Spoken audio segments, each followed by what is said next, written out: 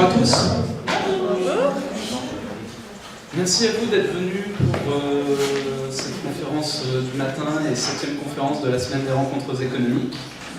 Aujourd'hui, nous accueillons messieurs Patrick Schmoll et Julien Alvarez, qui sont tous deux des spécialistes des Serious Games, qui sont le thème de cette conférence. Donc, comme ils connaissent le sujet beaucoup mieux que moi, je vais les laisser prendre la parole sans plus attendre et vous expliquer un peu ce que sont ces Serious Games. Je vous souhaite une très bonne conférence à tous. Merci d'être présents. Bonjour et merci pour cet accueil. Donc, on va rentrer tout de suite dans le vif du sujet. On se présente rapidement. Je m'appelle Patrick Schmoll.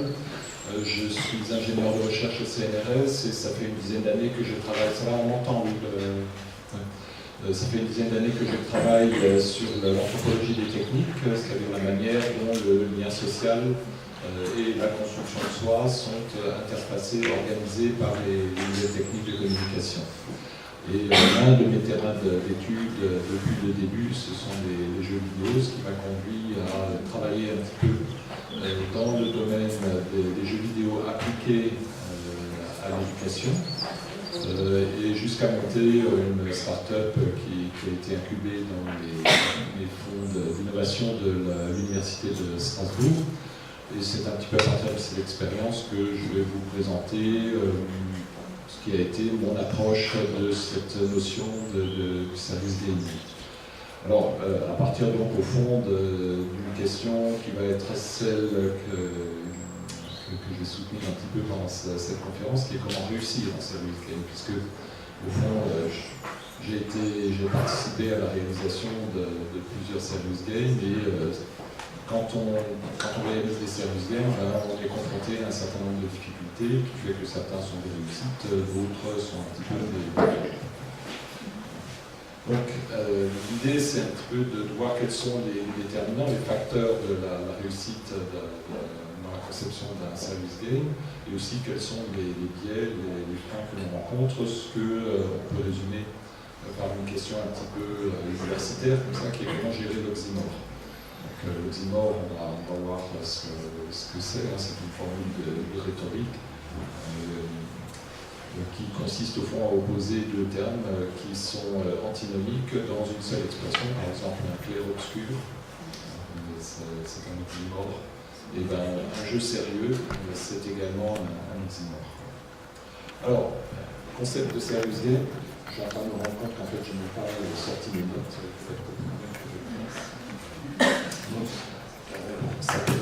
donc la notion de service game, elle émerge au début des années 2000 pour désigner un ensemble d'applications qui sont réalisées avec un objectif qui est un objectif sérieux, utile, fonctionnel, qui est de transmettre un message, que ce message soit un message de type pédagogique, donc un contenu éducatif, un message informatif, un message publicitaire,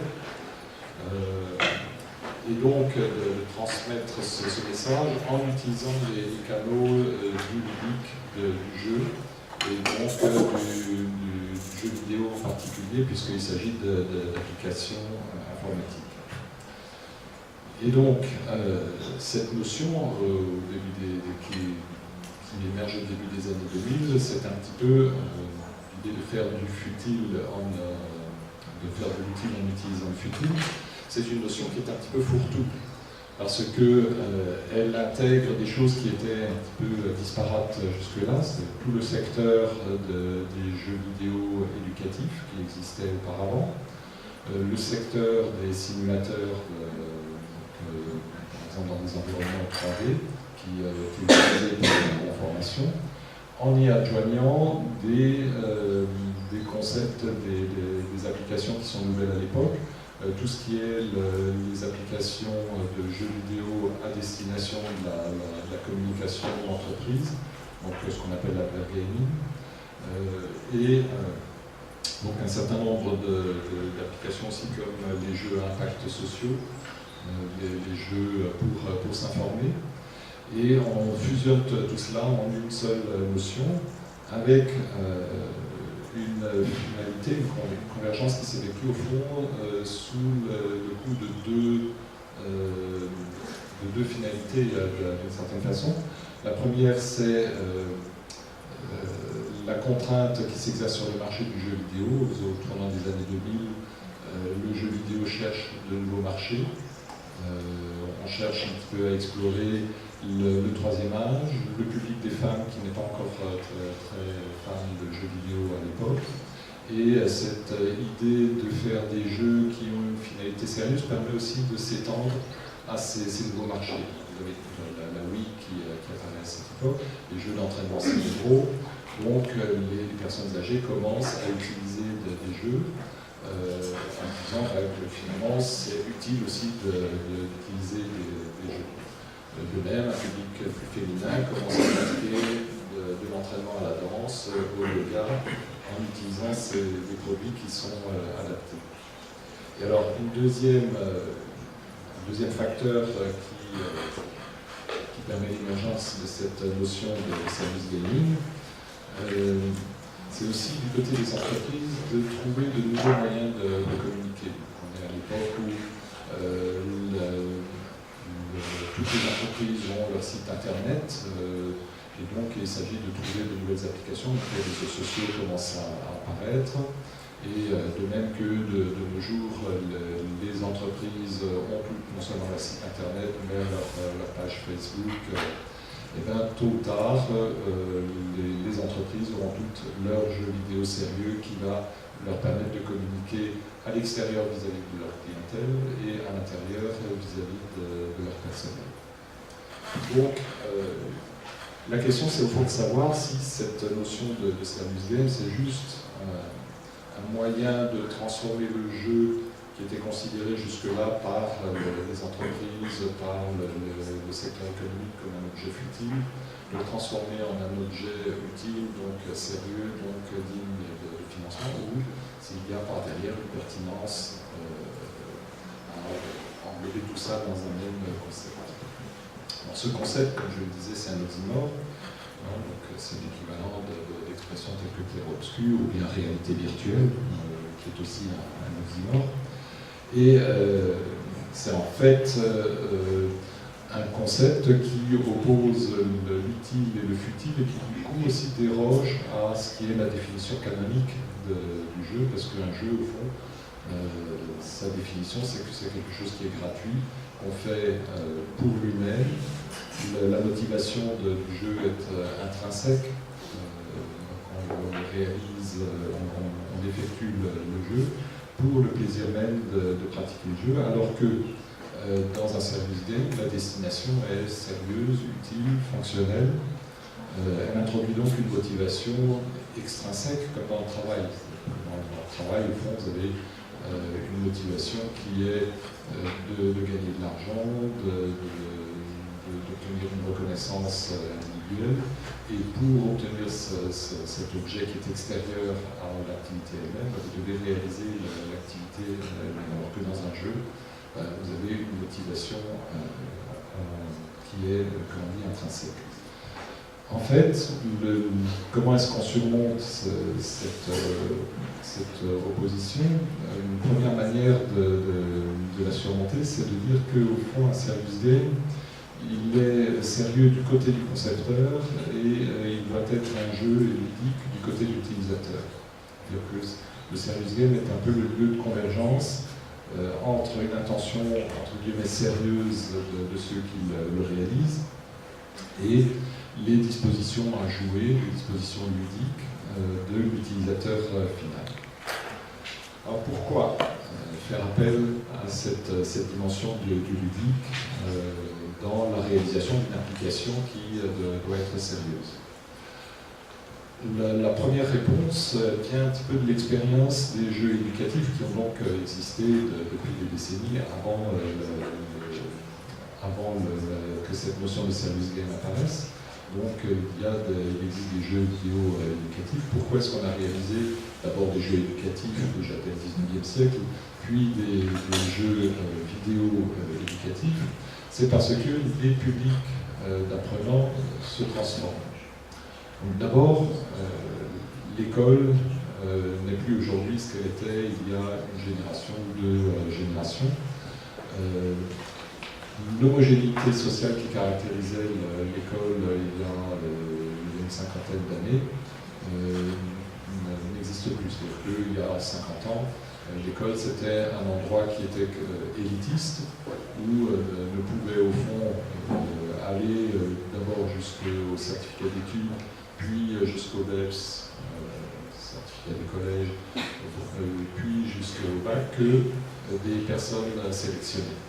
Et donc, vous aviez à l'école un public qui était socialement et économiquement relativement homogène, et qui était aussi homogène au plan de motivation, parce que il savait que pour réussir, il fallait bosser, et donc la question d'apprendre, des motivations à apprendre ne se posait pas.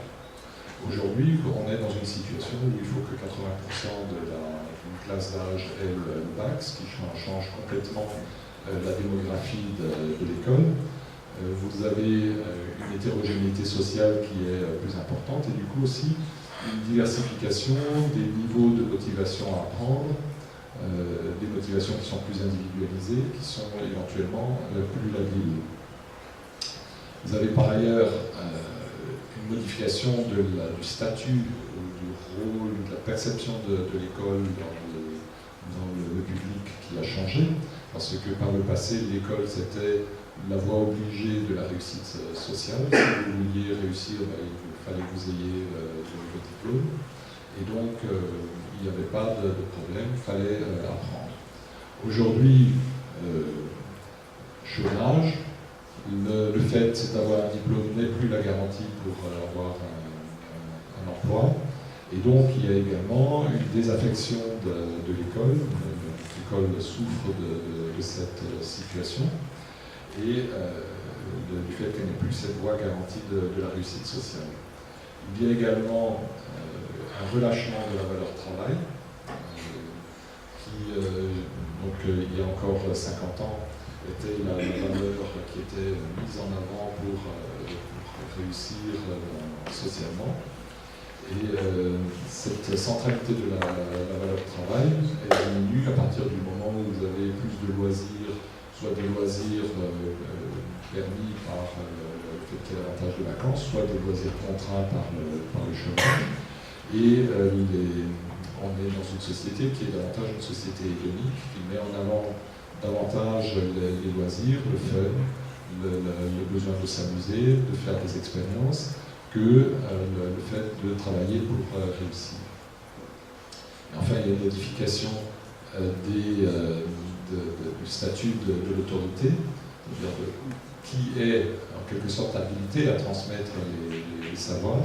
On quitte un modèle qui a longtemps été celui d'une transmission verticale des savoirs, pour entrer dans un modèle où une bonne partie des savoirs se transmet entre les pairs, donc c'est une transmission horizontale du savoir par les réseaux en particulier.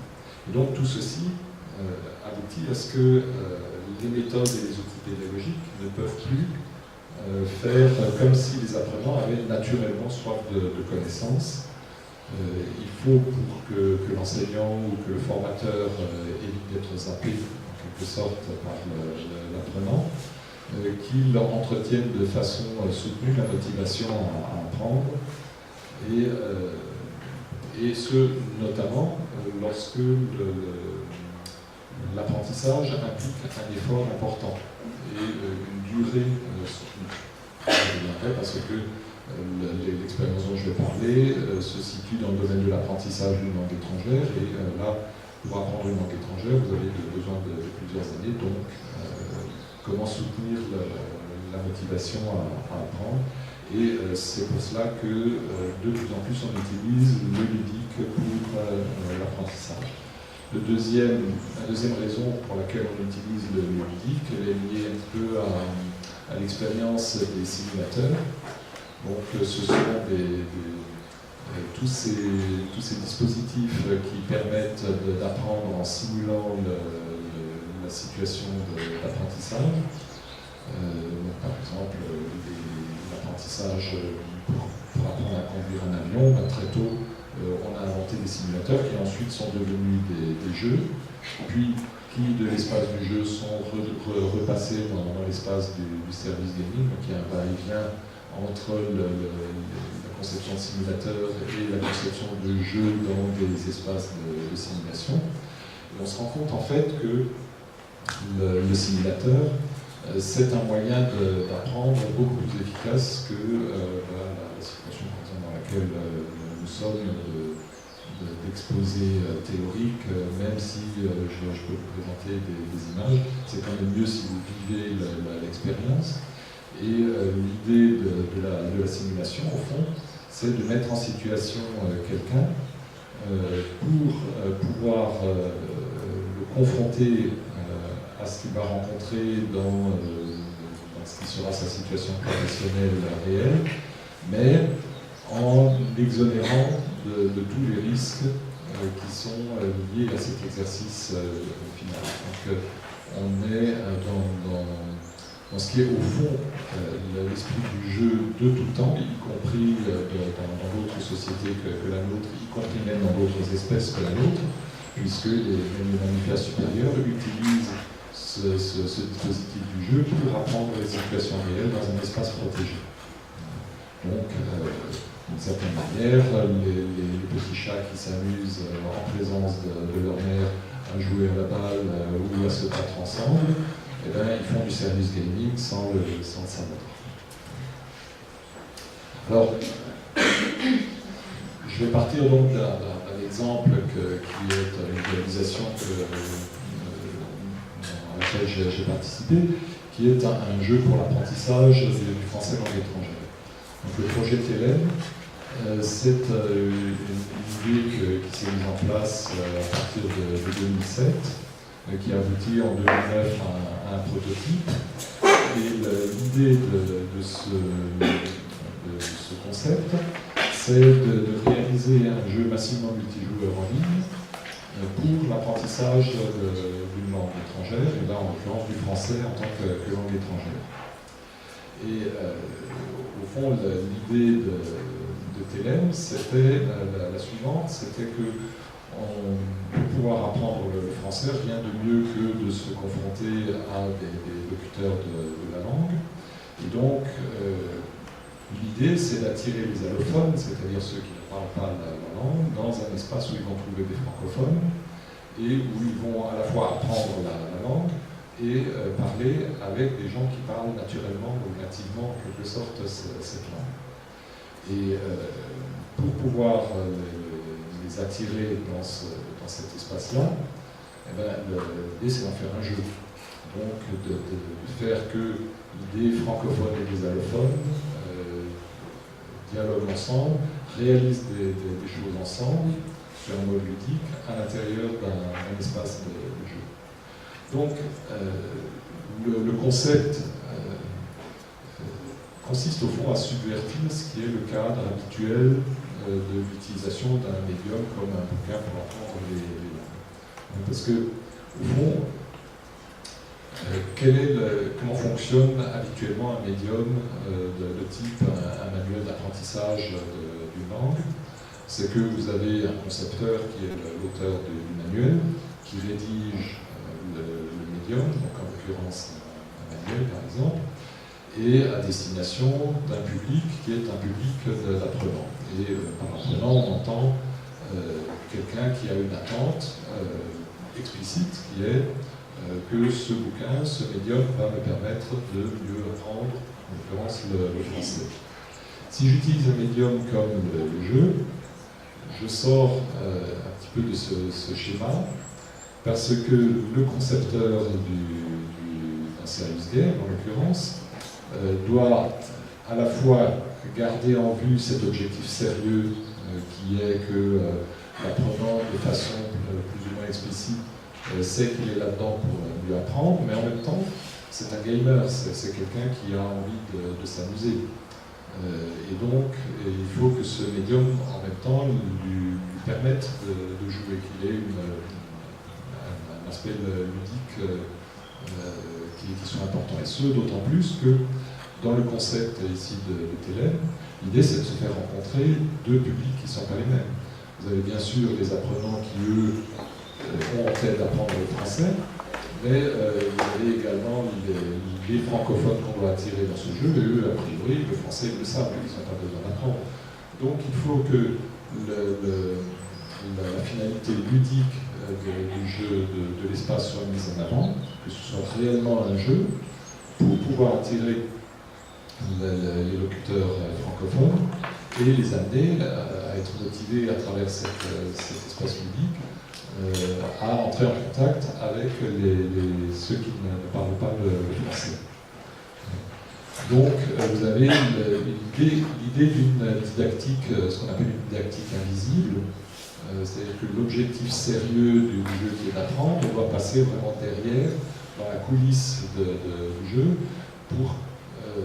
pour ne faire apparaître que l'objectif ludique du jeu.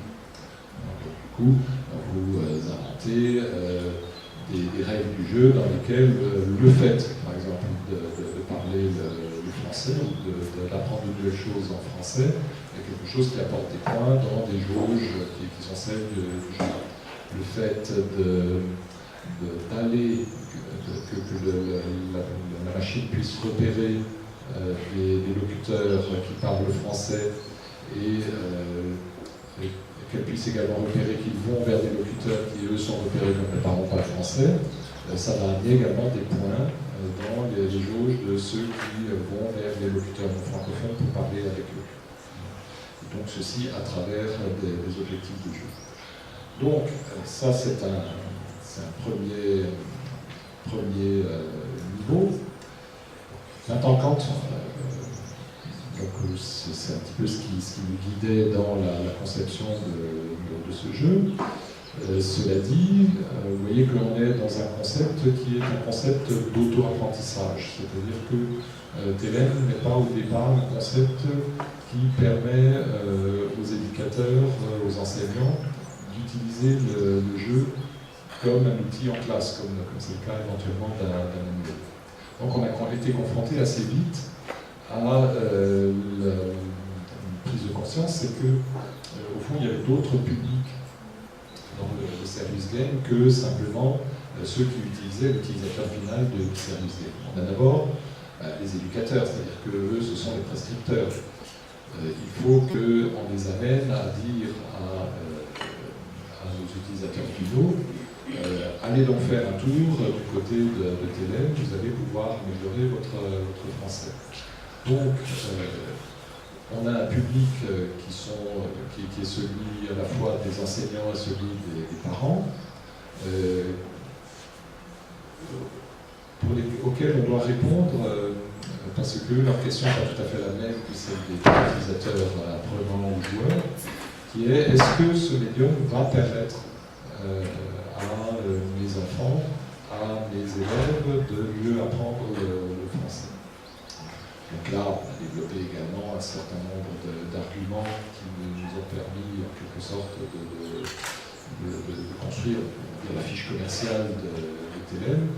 Oui, effectivement, Télème est innovant de ce point de vue-là parce qu'on réalise une immersion dans un espace où des francophones et des allophones se rencontrent. On est proche de ce que la communauté européenne demande maintenant, des outils d'apprentissage, à savoir de l'interaction, de la mise en situation. Donc c'est quelque chose où vous, éducateurs, vous avez intérêt à pousser le jeune à aller voir un petit peu à quoi ça ressemble. Le problème, c'est qu'à l'intérieur des éducateurs, vous avez les parents, vous avez les enseignants. Les enseignants, ils ont un petit peu une préoccupation qui leur est spécifique, c'est-à-dire qu'ils nous posent la question, et c'est là que on va commencer à rencontrer la difficulté qui va être celle du passage du concept au produit. C'est que les enseignants nous disent bon, mais est-ce que j'ai la possibilité de voir ce que font mes élèves dans le jeu? Est-ce que je peux les évaluer? Est-ce que je peux mettre une note dessus? Est-ce que je peux les retrouver à l'intérieur du jeu pour qu'on fasse des choses ensemble dans le cadre de la classe?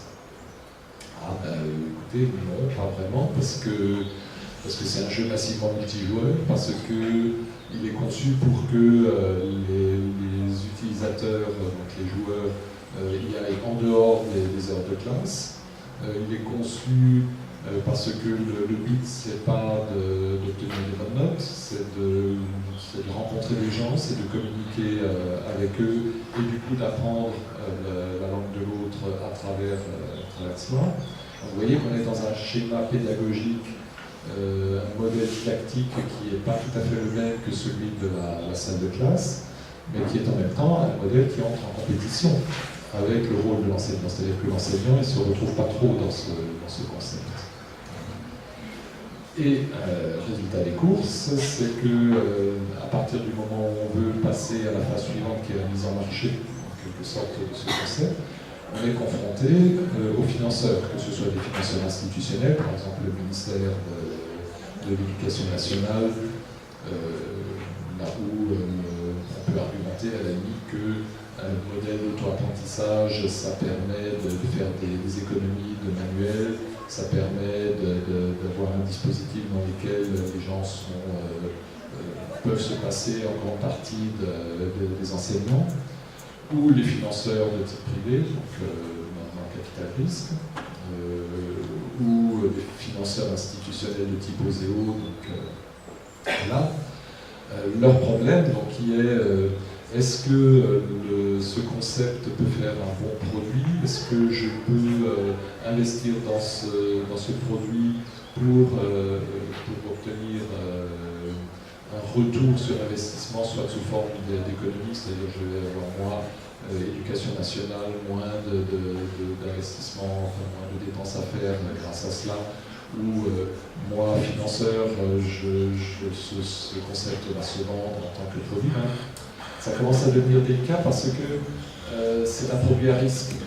Donc on est dans un modèle qui est un modèle que les spécialistes du marketing appellent un modèle de B2C, donc business to client. Il s'adresse directement au grand public. Alors que les financeurs, pour quelque chose qui est dans l'innovation de rupture, ils préféreraient avoir un modèle de type B2B, un modèle d'affaires qui s'adresse à d'autres professionnels, où on peut mieux évaluer quelle est la cible et quel est le retour de la cible. Et donc, très clairement, le ministère de l'Éducation nationale nous dit écoutez, TLM, on ne va pas vous donner d'argent pour le développer au-delà du prototype. Faites-nous quelque chose pour les établissements d'enseignement. Faites-nous quelque chose pour les profs de français. Et donc, on a été obligé un petit peu de changer notre fusil d'épaule et de développer un concept relativement différent, donc, qui est issu de TLM, donc les éonautes est un produit que vous allez trouver sur le marché. Si vous tapez les éonautes, vous tombez sur le site de la start-up qui a réalisé et commercialise ce produit. Donc les éonautes, c'est un jeu vidéo, là encore pour l'apprentissage du français de la langue étrangère, mais qui se joue en solo. Donc en solo, qui est jouable en salle de classe, en salle informatique éventuellement. Vous amenez votre ordinateur, vous le connectez au réseau local de la salle, et le prof peut suivre ce que vous faites parce qu'il y a un écran du maître. Donc, il y a un certain nombre d'outils qui permettent à l'enseignant de voir l'évolution de ses apprenants. Chacun des apprenants n'étant plus à l'intérieur du même espace de jeu, mais chacun face à son propre espace de jeu, face à la machine. Et on n'est plus non plus dans un univers persistant comme c'était l'esprit de TLM, on est dans du jeu qui est calibré pour la durée du cours. Alors, le problème, donc là on est en face d'un nouveau produit. Quels sont les critères de réussite et les critères des freins que nous rencontrons sur ce produit? Bon, Premier élément, on rétablit le statut de l'enseignant. Donc ça, c'était un petit peu la difficulté qu'on avait avec TLM. On est avec un produit où l'enseignant regagne le contrôle de la situation de l'enseignement, peut utiliser le jeu comme on utiliserait un manuel ou un jeu en classe. Par contre, donc, on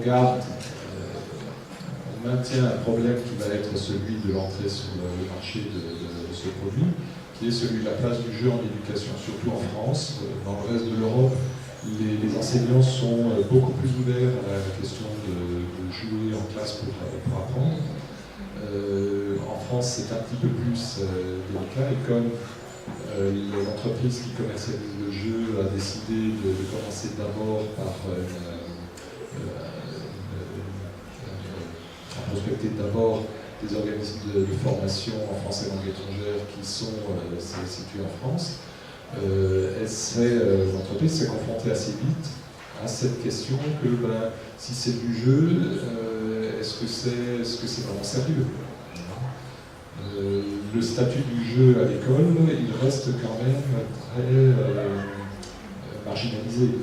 Le jeu, c'est en dehors de la salle de classe, c'est dans la cour de l'école. Et si on fait du jeu, il faut qu'on rentre dedans, mais qu'on en sorte assez vite pour revenir à ce qui est sérieux, à savoir l'apprentissage. Et donc, aujourd'hui, on est encore dans une situation où les services game, on paye à rentrer sur le marché des établissements scolaires et de formation. En plus, on a une position des enseignants qui est ambiguë vis-à-vis des nouvelles technologies.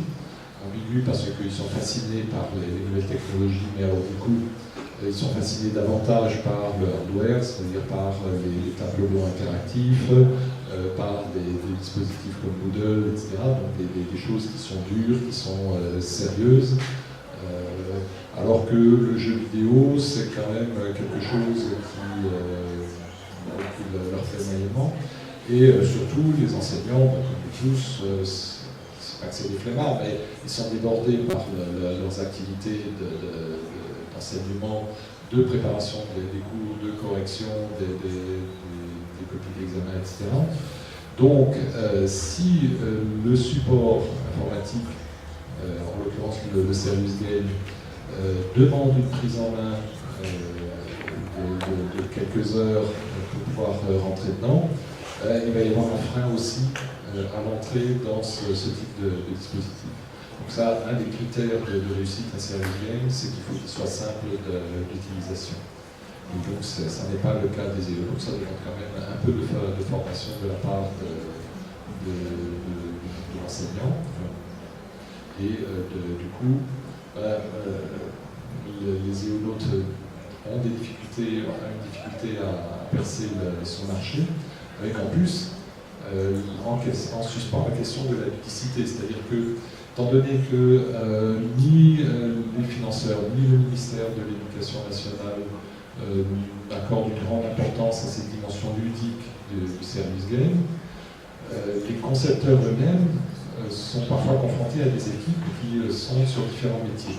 Je ne vais pas rentrer trop dans le détail, mais une entreprise qui réalise un service game, c'est une organisation dans laquelle vous avez des informaticiens, des artistes qui réalisent les contenus visuels, sonores, la musique du jeu, et des cogniticiens ou des didacticiens qui réalisent la trame pédagogique, en quelque sorte, de ce qui est à apprendre à travers le jeu.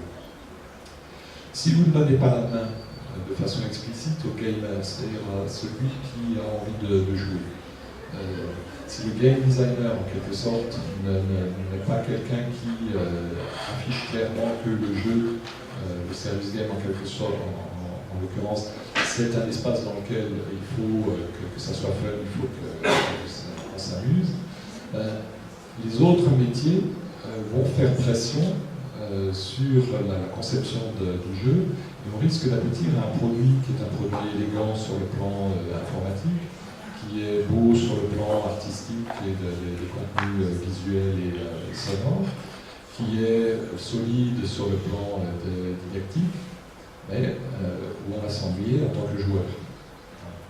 Et ce problème, on s'en est rendu compte tardivement avec les EUNO, c'est-à-dire qu'on a évidemment testé le jeu ou des séquences de jeu auprès d'apprenants qui ont apprécié bien sûr les épisodes auxquels ils étaient confrontés.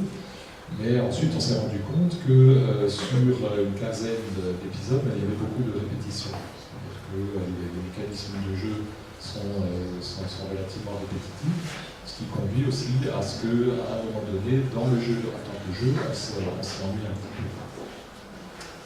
Bon, je vais aller au résumé parce que je vais quand même laisser la parole à mon collègue et confrère. En résumé, vous avez, pour réussir un serious game, à tenir compte du fait que vous avez deux types de public dans un jeu. Soit l'utilisateur est motivé à apprendre, à s'informer si c'est un jeu informatique. Donc il est motivé par le fait qu'il doit apprendre. Il est conscient qu'il n'est pas dans un jeu uniquement ludique, mais il est dans une situation d'apprentissage qui est un petit peu ludique. Et dans ce cas, la motivation explicite sérieuse la motivation sérieuse du jeu devient explicite. Et c'est pas trop grave dans la mesure où l'utilisateur final fait au fond un petit peu comme s'il était dans un simulateur. C'est la fonction de simulateur en quelque sorte du service game. Et l'espace de jeu ne sert au fond qu'à se prémunir des effets éventuellement létaux de la réalité pour pouvoir apprendre dans une situation qui est simulée. Soit, deuxième type de public, l'utilisateur n'est pas motivé par l'objectif sérieux, son objectif est de jouer. Et dans ce cas, le game design du serious game est essentiel, c'est-à-dire qu'il doit être fun, il doit rendre la trame didactique qui est sous-jacente au jeu invisible. Parce que sinon on obtient des résultats qui sont ceux de l'introduction des premiers jeux éducatifs de type Atibou, chez les petits, pour ceux qui ont connu cette époque, où les gamins, à un moment donné, ils s'intéressaient à ces jeux éducatifs. Et il arrive un point où, d'abord, il y a une espèce de répétition de la situation de jeu qui commence à les intéresser. Surtout, on se rend compte qu'on essaye un petit peu de dérouler, on essaie de leur apprendre des trucs à travers la situation de jeu. Et très vite, le jeu éducatif, il termine dans un tiroir. Et on se rend compte aussi qu'en termes de marketing, il y a une distorsion entre celui qui achète le jeu du parent, l'éducateur, et celui qui l'utilise vraiment et qui va déterminer au fond si le jeu éducatif en question est une réussite ou pas. Deuxième point de ce résumé, j'en arrêterai là. Donc, gérer l'oxymore, en fait, c'est gérer un paradoxe. C'est-à-dire que entre jeu et sérieux, c'est pas juste une contradiction. Pour ceux qui connaissent un peu l'école de Palo Alto, qui est donc l'école qui a travaillé sur la systémique des relations sociales, c'est elle qui introduit la notion de paradoxe dans la communication. Le paradoxe, c'est pas tout à fait une contradiction, parce que la contradiction, elle pourrait exister entre deux contenus d'un même message. Un paradoxe, c'est quand vous avez une contradiction entre le contenu du message et la relation qui est instaurée par ce message. Le type même du paradoxe, c'est quand je vous dis « soyez spontané ». Donc il n'y a pas de contradiction interne dans le message, mais il y a une contradiction entre le contenu de ce message et la relation que j'instaure en vous ordonnant d'être spontané. Et quand vous êtes dans des injonctions paradoxales, la sociologie des organisations le montre, et la psychologie du stress souvent dans les organisations le montre. Quand vous êtes dans des injonctions paradoxales, vous obtenez aussi des effets paradoxaux ou symptomatiques. Et donc, gérer la conception d'un service game, c'est quelque chose d'assez délicat parce que vous êtes tout le temps dans ce travail fin entre l'arrière-plan sérieux qui est l'objectif du jeu et la trame ludique qui est celle que l'on doit réaliser. Puis la contradiction entre les deux, en fait, est une contradiction de type paradoxal. Voilà.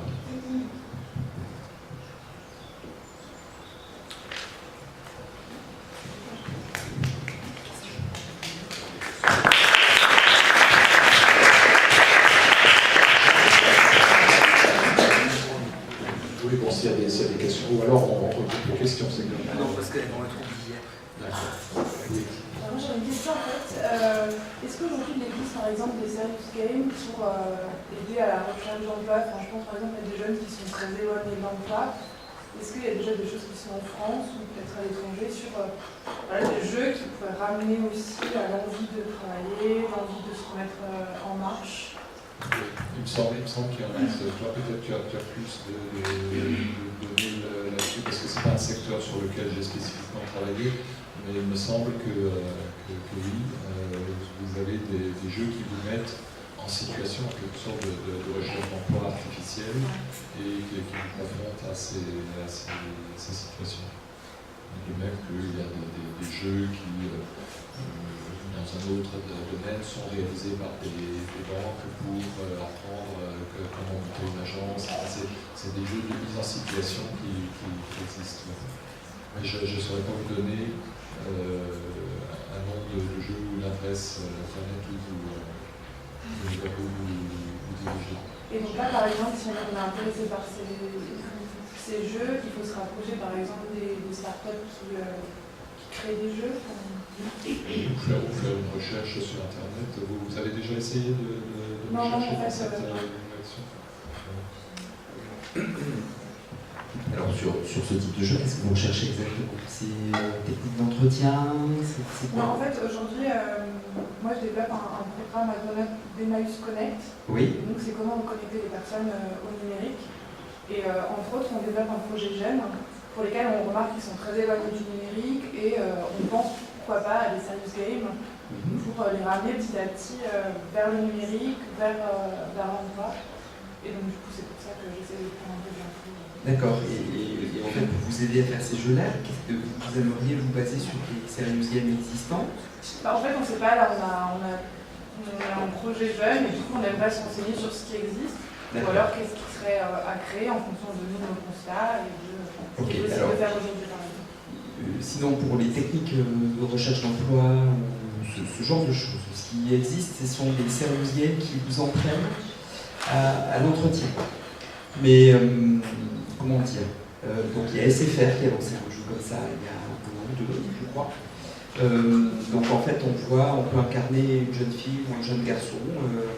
Et on commence par un entretien dans un café avec une copine ou un copain qui nous donne quelques conseils sur la manière de passer son entretien. Alors, il y a un langage soutenu à avoir, il ne faut pas arriver en étant débraillé, il faut arriver à avoir une idée précise de ce qu'on veut demander, comment négocier, qu'est-ce qu'on peut demander, qu'est-ce qu'on est amené à faire, et puis s'intéresser aussi à l'entreprise. Voilà. Donc, ce sont des petites techniques. Ensuite, il y a une société qui est spécialisée dans les jeux avec entretien, qui travaille beaucoup le savoir-être. C'est la société Daizen. Donc elle est pas basée Daizen, D-A-E-S-I-G-N. C'est ça. Oui. Et en fait, donc ils ont fait des jeux qui sont très connus, comme Renault Academy par exemple, qui sont des techniques pour les commerciaux, pour savoir comment questionner un client. Alors pas forcément pour lui vendre à tout prix un modèle, mais plutôt s'intéresser au client afin de lui ouvrir des perspectives sur les usages, ses besoins, et après en fonction de ça, choisir le véhicule qui conviendrait le mieux. Donc ça, c'est une société qui est beaucoup axée sur le savoir-être. Ensuite, il existe des sociétés, notamment comme Accenture, par exemple, qui font appel au serious game pour recruter. C'est-à-dire que vous allez chez eux et le DRH va vous proposer un serious game, et en fonction de ce serious game, va pouvoir détecter votre savoir-être, votre prise de décision, etc. Ce qui nous renvoie à un jeu qui s'appelle Je serai. Alors, J-E-U, serai, qui a été fait par la société Seaside Agency, avec Stéphane Natkin et Emmanuel Guardiola notamment, qui est un jeu qui vous invite à faire une série d'épreuves. Et durant ces épreuves, en fait, vous allez par exemple chercher des pommes sur un pommier, vous allez faire toute une série de petites actions. On va étudier en fait votre comportement, votre stratégie, votre façon de faire, etc. Et en fonction de ça, derrière, il y a ce qu'on appelle le modèle de Hollande qui est convoqué. Et ce modèle, en fait, essaie de déterminer vers quel type de métier vous pourriez vous orienter, ou vers quel type de métier vous auriez peut-être des aptitudes. Voilà. Bon, apprendre avec des pincettes, puisque le modèle de Hollande est très controversé. Mais l'approche est là, le jeu existe. Après, toujours s'il y a un accompagnement, un tuteur, un enseignant ou un prof qui est là pour encadrer le jeu avec ses apprenants, ça peut être, pourquoi pas, un jeu intéressant à utiliser pour ce genre de jeu. Vous parlez d'entreprise par rapport au recrutement. Dans quelle mesure l'entreprise elle intègre le jeu sérieux par rapport à sa transformation et à la formation continue de ses salariés? Ça est quelque chose qui se met en marche ou pas du tout encore? Oui, de plus en plus. Donc là, on est effectivement dans un domaine où vous avez alors, les entreprises dans lesquelles vous avez un élément de danger au travail, des métiers à risque en quelque sorte, ces entreprises ont très tôt intégré des pratiques de formation en simulation. Donc, on pense aux exercices en salle, avec l'énergie nucléaire, si vous voulez. Vous avez des exercices qui se font en simulateur. Vous avez récemment, je crois que c'est hier ou avant-hier, d'ailleurs j'ai vu sur, je ne sais plus si c'était sur Arte ou sur une autre chaîne, un documentaire qui présentait les simulations dans le cadre des études de médecine. Donc vous êtes dans un espace de simulation 3D et vous opérez sur un corps avec des systèmes de retour d'effort qui permettent donc, grâce au simulateur, d'être dans une situation qui est tout plus proche de la situation réelle, mais sans les risques létaux qui tournent autour. Maintenant, ça c'est donc un des aspects. Ensuite, vous avez les simulateurs de gestion. Donc, les simulateurs de gestion étaient très tôt intégrés dans les cursus des écoles de management. Déjà à Sciences Po, à l'époque où moi je faisais mes études, il y avait des simulateurs de ce type-là. Et ces simulateurs de gestion vous conduisent à jouer par exemple, à créer une entreprise ou à créer une banque, puisque j'ai une agence bancaire, puisque j'ai donné cet exemple. C'est BNP Paribas qui a réalisé un simulateur de gestion, donc qui a fait un jeu autour de cette thématique, qui est d'ailleurs destiné aussi bien à la formation de son propre personnel que éventuellement aux clients comme message de communication vers l'extérieur. Donc de plus en plus, ces éléments, soit de simulation, soit proprement ludiques, sont intégrés dans la formation, notamment la formation continue. Donc là, je commence à travailler avec des entreprises d'insertion, par exemple, un ensemble d'entreprises d'insertion sur Strasbourg, qui ont mis en place des applications informatiques pour la certification des compétences sur les postes de travail. Donc, ils ont déjà des développeurs qui travaillent sur ces applis. Ils s'intéressent à, bien sûr, en amont, la formation sur ces postes de travail, et notamment aux formations de base, apprendre à lire, à écrire, parce que ce sont souvent des publics qui ont des limites de ce côté-là, qui freinent vraiment l'accès au monde du travail. Et ce qu'ils souhaitent au fond, c'est peut-être développer avec nous des applications qui intègrent un élément ludique, à la fois de mise en situation, mais aussi d'un côté présent qui soit de motivation intrinsèque en quelque sorte implémentée dans l'application. Une de ces entreprises qui travaille sur le surendettement a développé un jeu sur plateau, qui est une espèce de Monopoly dans lequel vous avez un budget à gérer et vous tombez dans le surendettement toutes les fois où vous dépensez plus que ce que vous avez pour acheter ou pour partir en vacances. Et ils aimeraient passer assez vite à une version informatisée et interactive en ligne de ce jeu qui est pour le moment sur plateau. C'est dans quel... Déjà, il y avait monsieur avant qui... Je m'interrogeais en fait sur l'utilisation, par exemple, du modal en cours. Est-ce que vous voyez une intervention ponctuelle par l'enseignement ou il viendrait complètement remplacer un cours magistral? Il peut, sur une durée assez longue, remplacer plusieurs cours. Donc, il y a la séquence qui a été réalisée, donc est prévue pour un niveau de formation, et il comporte une quinzaine de séances. Voilà qu'on peut très bien, effectivement, pas forcément remplacer l'ensemble du cours d'une année par l'application, mais en tout cas utiliser l'application de façon massive et importante dans la conception même du cours. Par contre, effectivement, on ne peut pas se passer de la présence de l'enseignant. Ce qui est différent du concept initial de TLM, qui pour moi reste quand même le concept le plus innovant et que j'ai plus en tête de développer un jour ou l'autre. Parce que pour le moment, c'est quelque chose qui n'existe pas au niveau international. Il y a un seul équivalent qui est pour l'enseignement du chinois mandarin qui a été réalisé par l'université de Chicago. Qui rencontre très probablement les mêmes types de problèmes que nous, parce que pour le moment, il est resté à l'état de prototype. Quand vous parliez des entreprises d'insertion avec lesquelles vous travaillez, c'est sur quelle région?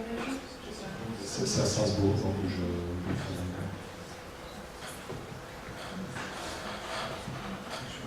Je voulais connaître votre avis. Il n'y a pas un côté manipulateur quand même dans le service game, c'est-à-dire qu'on fait faire quelque chose à des gens sans forcément les avoir conscience de le faire.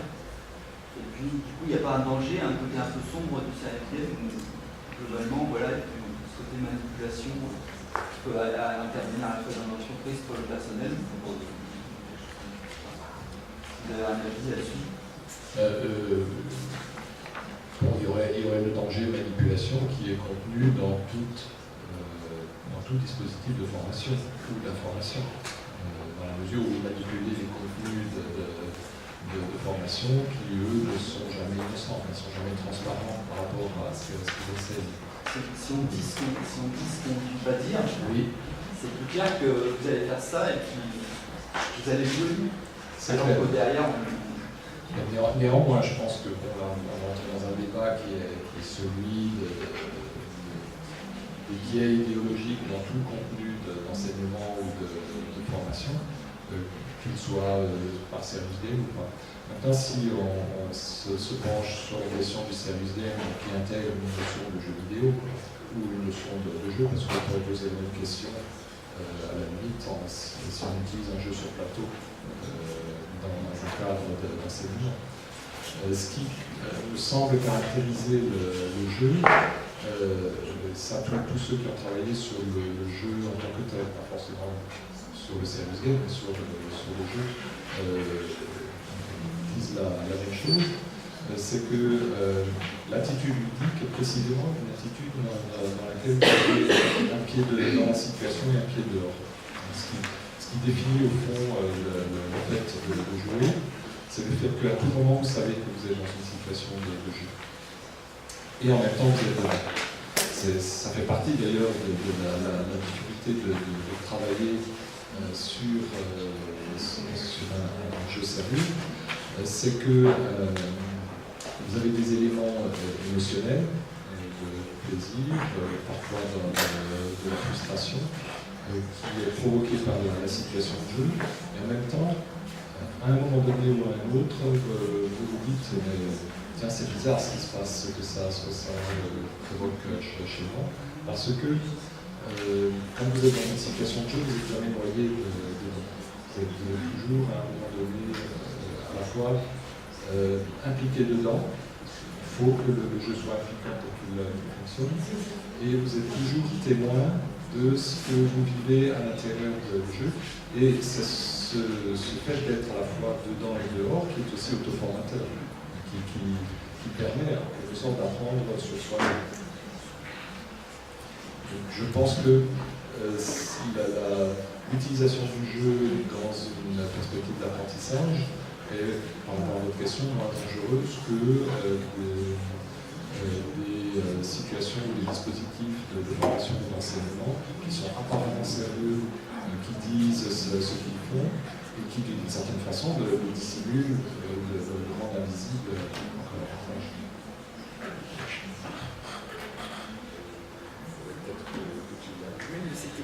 On pourra reprendre les questions après.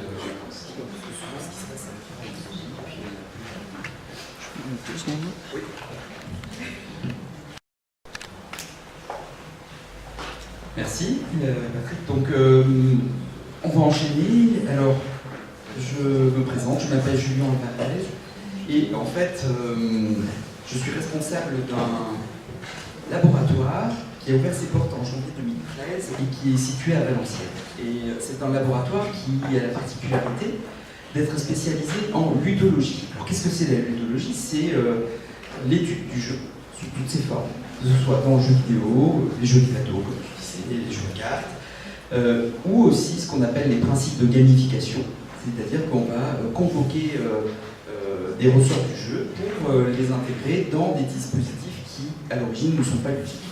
Alors vous avez vu, par exemple, maintenant, certaines voitures sont équipées de petites fleurs. Je ne sais pas si vous avez remarqué ça, dans la Ford C-Max, par exemple. Vous avez, entre la jauge kilométrique et la jauge à essence, une petite fleur. Et si vous avez une conduite qui est respectueuse de l'environnement, si vous êtes tout dans la conduite, la petite fleur voit des pétales pousser. Et par contre, si vous avez une conduite agressive, les pétales disparaissent et la fleur fane. Voilà. Donc ça, c'est tout simplement pour vous inciter à lever un peu le pied et à faire des économies d'énergie. Donc c'est un exemple de gamification.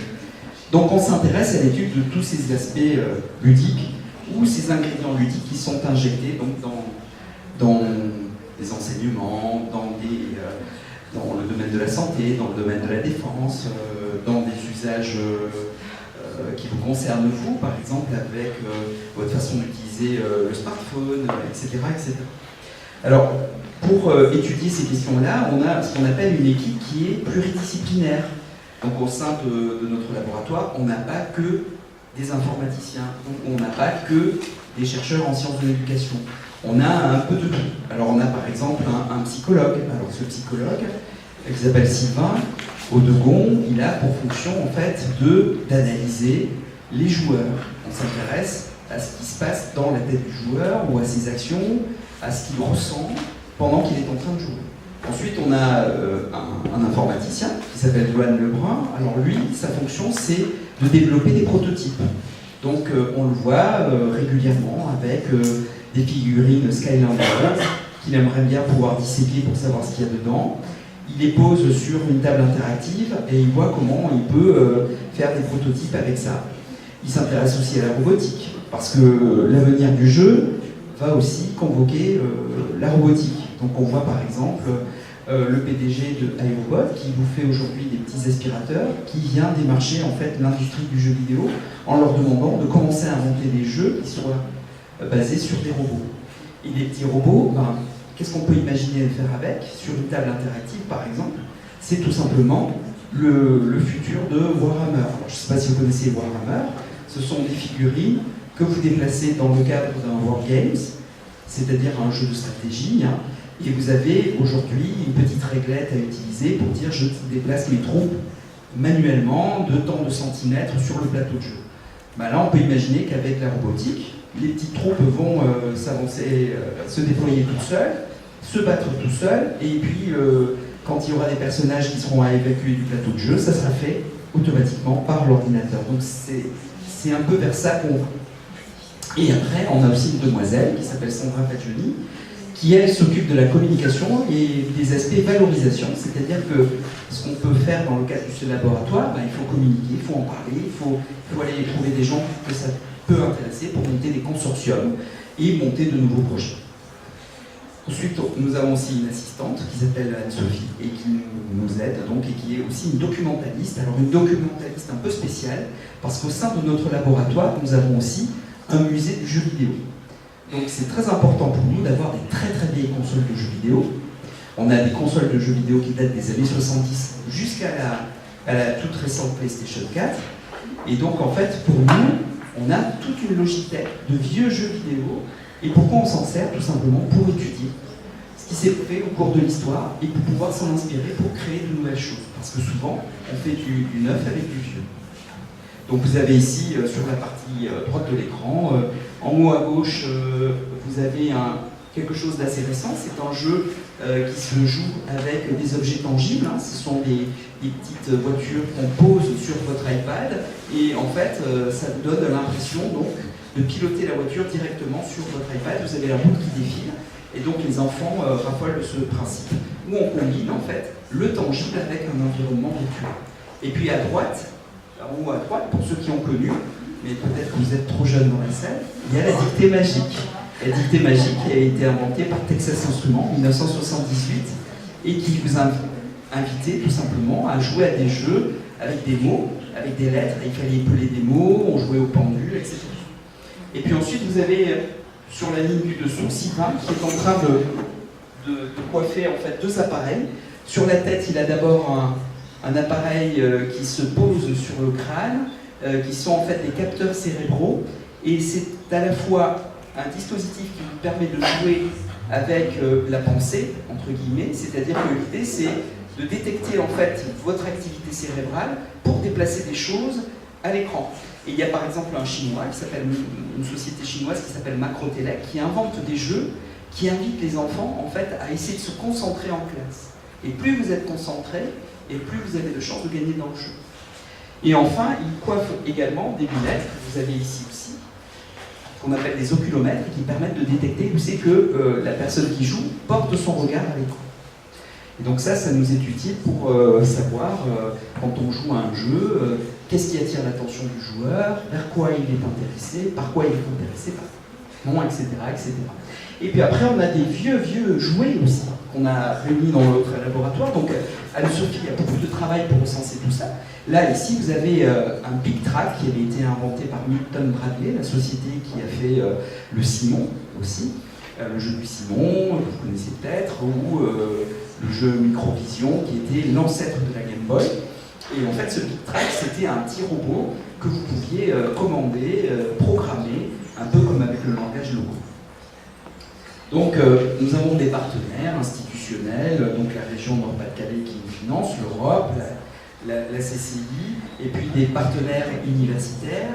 Donc, on a plusieurs types de laboratoires avec qui on travaille. Hein. Comme je vous l'ai dit, le jeu, ça concerne plein de domaines différents. Donc, ça va du secteur de la santé, en passant par exemple, des acteurs qui s'intéressent à l'informatique, aux sciences de l'éducation, à plein de domaines très différents. La culture, l'art, on a des artistes qui viennent nous voir pour essayer de monter des dispositifs dans lesquels ils essayent de faire passer des messages, etc. Voilà, donc je vais vous montrer un exemple d'étude que nous avons réalisée dans le cadre de ce laboratoire. Et cette étude vous concerne, puisque vous allez être maintenant les sujets d'un petit test et une petite expérience qu'on va faire ensemble. Donc je vais vous demander, dans quelques instants, de regarder à l'écran une image, et puis vous allez me dire ce que ça vous évoque. D'accord ? Alors, d'après vous, qu'est-ce que ça vous évoque? Comment? Tetris. Zelda. Minecraft. Locus. Alors je vois que c'est beaucoup de références à des jeux vidéo, c'est très intéressant. Alors je vous donne une proposition de réponse. C'était Lara Croft. Voilà, je vous remets l'image.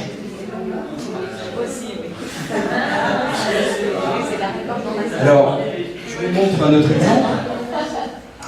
Qu'est-ce que ça vous évoque? Mario. C'est méchant. C'est le méchant. C'est qui le méchant de Mario? Non, c'est pas loin.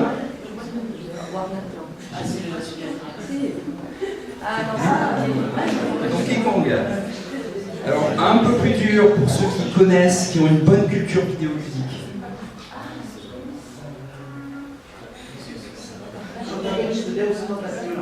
Ouais. Oh, c'est le premier qui le trouve. Ah, bravo. Très très bien. Day of the Tentacle. Exact. Voilà, vous pouvez l'applaudir hein, parce que.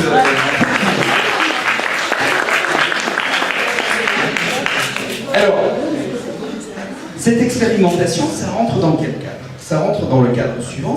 On s'est posé la question suivante. Voilà. Nous qui sommes enseignants, Patrick et moi, on a connu les jeux vidéo au tout début, quand c'est sorti sur le marché dans les années 70. Et nous, on avait des représentations qui ressemblent à ça.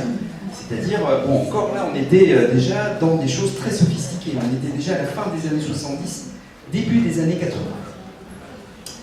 Mais si, pour ceux qui connaissent Pong, vous voyez qu'au début des années 70, on avait des choses qui étaient extrêmement basiques en termes de représentation. Et on s'est posé la question suivante, on s'est dit, aujourd'hui, vous, les jeunes générations, vous êtes confrontés à des jeux qui ont des représentations graphiques, qui se rapprochent des standards photographiques. C'est-à-dire que vous avez un détail, un réalisme au niveau de la définition de l'image, au niveau de la capacité de calcul des consoles de jeu, qui font qu'on s'est posé la question de savoir si pour vous, finalement, ce n'était pas une prothèse à l'imaginaire. Est-ce que le fait de vous nourrir avec des images de ce type-là, de tout vous fournir, est-ce que ça n'entrave pas votre imaginaire? Est-ce que ça l'appauvrit pas? Ou est-ce que ça va constituer pour vous un frein, finalement? Alors que quand on a des représentations qui sont comme ça, assez basiques, on peut se dire, ben, finalement, là, pour dire que ce petit tas de pixels rouges représente une Ferrari, ben, il faut faire preuve d'imagination. Donc, à partir de cette question-là, on s'est dit, on va essayer de monter une expérimentation et on va inviter des joueurs de différentes générations et on va les confronter à des jeux des années 80. Alors, ces jeux des années 80, pour vous donner un peu une idée maintenant, je vous demande à nouveau de me dire à quoi ce détail que vous avez à l'écran vous fait penser. À rien. À Mario? Mario, quand on peut sauter. Ouais. Mais en fait, c'est un morceau qui est tiré de ce jeu, qui était en fait un vaisseau spatial. C'est un vaisseau spatial qui est tiré d'un jeu voilà, de type de la console Vidéopack. Alors, là, vous avez en fait donné des réponses qui étaient différentes. Vous voyez, vous avez donné des réponses différentes. Donc nous, ce qu'on voulait savoir, c'était plus exactement, est-ce que les personnes d'une même génération avaient un imaginaire qui était commun, qui était partagé. C'est-à-dire, si on prend des joueurs qu'on appelle des joueurs pionniers, c'est-à-dire des gens qui ont connu les jeux vidéo quand ils sont sortis sur le marché dans les années 70, dans les années 80, est-ce qu'ils avaient plus de mots en commun que les jeunes générations qui allaient chacun y voir un Schtroumpf, un Mario, un Day of the Tentacle, un truc complètement disparate? Ou est-ce que les jeunes générations voient aussi des choses communes? Donc, alors je vous passe les définitions sur ce qu'on entend par imaginaire. En fait, je vous amène tout de suite à l'expérimentation que nous avons menée.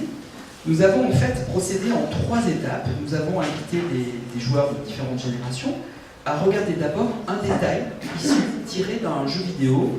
Alors ici, par exemple, on voit Qu'est-ce que ça représente d'après vous? Qu'est-ce que ça vous évoque? Des vaisseaux, des pyramides, etc. Donc en fait, on a fait ce qu'on appelle une étude ou une approche expérimentale de type lexicométrique. C'est-à-dire que chaque fois qu'on montre une image, on captait les mots, on demandait aux gens de nous donner les différents mots que ça évoque. Ensuite, on fait la présentation d'une deuxième image qui donne la totalité de l'écran. Et sur cet écran, vous voyez que vos petits triangles qui étaient au milieu sont en fait tirés de cette image-là. Vous voyez, c'était la partie centrale de l'image. Et là, on a une représentation qui est beaucoup plus large. D'accord? Et là, qu'est-ce que ça vous évoque maintenant? Des vaisseaux, ça conforte l'idée que vous êtes face à des vaisseaux. D'accord? Et enfin, la troisième image, c'est l'écran de jeu plus la boîte de jeu associée. Et donc, à partir de là, il y a le modèle machine qui est proposé, le titre, etc. Et donc là aussi, on demandait aux gens de nous dire ce qu'ils voyaient. Et là, ce qui est intéressant, c'est qu'on classait pour chaque image et en fonction des différentes générations, ce que chacun avait dit. Donc, ce qu'on appelle génération X, ce sont les générations de joueurs qu'on appelle pionniers, ce sont les joueurs les plus anciens. Y, c'est la génération qui englobe les 15-25, et puis la génération Z, c'est ceux qui ont moins de 15 ans. Et donc, à partir de là, on a, si vous voulez, établi ce type de graphique, qui est, si vous voulez, un mélange de mots, et plus un mot était prononcé par une génération, et plus ce mot était gros. Donc, si par rapport à ce jeu, par exemple, le mot vaisseau était le mot qui ressortait le plus, vous voyez que dans le graphe, c'est le mot qui est le plus mis en valeur. Et puis ensuite, vous avez un nuage de mots à côté, associé, et plus le mot est petit, moins il a été prononcé. Et on s'est amusé donc à faire ce regroupement par génération. Et pour chaque image qu'on a présentée à notre public de joueurs. Et donc ce qui en est ressorti finalement, donc quand on a fait cette étude avec le premier jeu, par génération, puis on a recommencé avec d'autres jeux. Donc ici, je vous montre donc un deuxième jeu qui est tiré du jeu Phoenix, d'accord, sur Atari, puis on l'a fait pour Robin des Bois, puis pour un jeu de voiture. Mais voilà ce que les résultats nous ont donné dans le cadre de cette expérimentation. On a ici en fait des petits barres graphes qui nous montrent en fait, selon les différentes générations, X, Y et Z, les mots qui ont été, si vous voulez, partagés entre ces différentes générations de joueurs. Et donc on voit en fait que par exemple pour le jeu qui est Rip-Off, ce jeu avec les triangles que vous avez vus, qui sont effectivement en fait des réservoirs d'essence, que la génération la plus âgée, d'accord, n'a pas de manière significative montré qu'elle avait un imaginaire partagé beaucoup plus riche que les générations plus jeunes. Vous voyez? On ne peut pas le dire, on ne peut pas affirmer. On aurait dû avoir un bar graphe ici, très important, et puis voir au fur et à mesure que les générations passent, un déclin.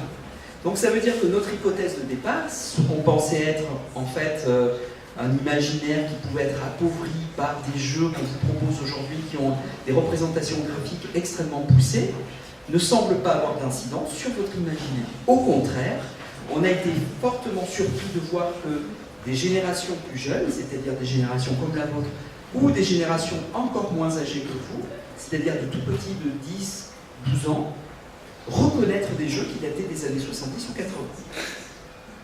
Donc à partir de là, nous, ça nous interroge sur la manière dont la culture du jeu vidéo se transmet de génération en génération. Et ça va faire l'objet de prochaines études que nous allons mener au sein du laboratoire. Ce qu'on veut savoir, c'est comment vous connaissez par exemple le Pac-Man. Comment vous connaissez des jeux comme Pong, Space Invaders, Breakout, etc. Qui vous l'a dit? Est-ce que vous l'avez vu dans des films? Est-ce que vous jouez à des jeux vidéo qui aujourd'hui les intègrent? Je pense par exemple à StarCraft 2, le premier épisode vous permet en fait de jouer à des vieux jeux d'arcade dans une salle, dans un café virtuel. Donc à partir de là, est-ce que c'est comme ça que se transmet de génération en génération, la culture du jeu vidéo? Est-ce que c'est un grand frère ou une grande sœur qui vous a mis une manette entre les mains quand vous étiez jeune, qui vous a intronisé dans le monde du jeu vidéo? Est-ce que ce sont les copains dans la cour de récré? Voilà, c'est tout ça qu'on veut essayer d'étudier. Et ça nous intéresse sur un plan social.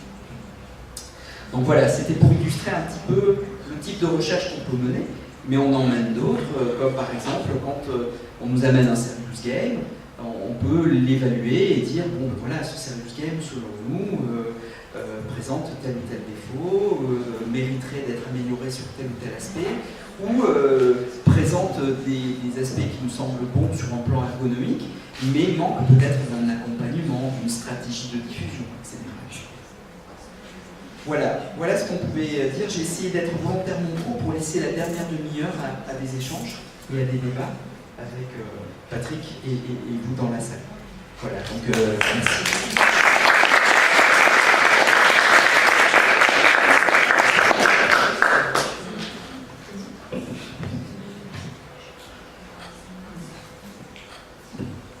Alors, si vous avez des questions, on peut partir.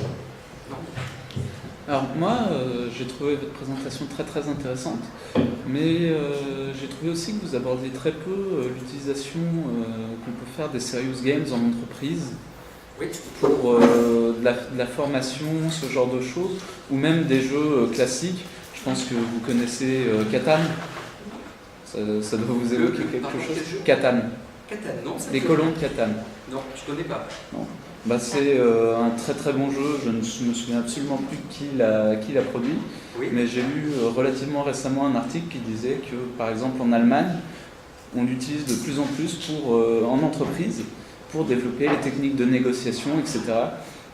C'est un petit jeu de plateau avec des tuiles et des numéros, on lance un dé et le but est de développer sa colonie, et pour ça, bah, comme on n'a pas accès à toutes les ressources, on est obligé de les échanger avec les autres joueurs par exemple. Et comment ces types de jeux-là se développent et sont utilisés en entreprise en fait?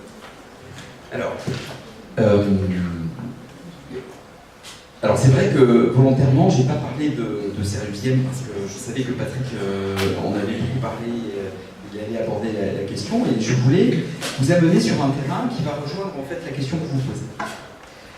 La question qu'on se pose au sein de notre laboratoire aujourd'hui, c'est de se demander si finalement il existe des jeux qui ne soient pas sérieux. Patrick, tu as abordé par exemple la notion des mammifères supérieurs qui jouent. Et tu as dit ils jouent par exemple à de l'exploration dans un environnement protégé. Donc on a vu par exemple, on voit des chats qui font semblant de se battre, des chiens qui jouent avec la balle, ou qui jouent entre eux. Bon. Donc du coup, nous, ce qui nous interpelle, c'est de se dire, mais finalement, sachant que le jeu est associé à du plaisir, ça veut dire que le circuit de la récompense est associé au fait de jouer. Dans le fonctionnement animal, au niveau physiologique, souvent, on s'aperçoit que quand le circuit de la récompense est mis en œuvre, c'est que ça apporte quelque chose d'utile pour l'organisme. Donc si le jeu est associé à du plaisir, est-ce que ça veut dire que derrière, le jeu apporte un bénéfice à notre organisme, sur un plan physiologique, sur un plan cognitif, etc. Alors, si on explore un petit peu, on s'aperçoit qu'il y a des Canadiens qui ont mis en place un système qui s'appelle le système ESAR et qui essaie de classifier pour chaque jeu quel peut être l'apport du jeu sur un plan cognitif ou sur un plan sensorimoteur.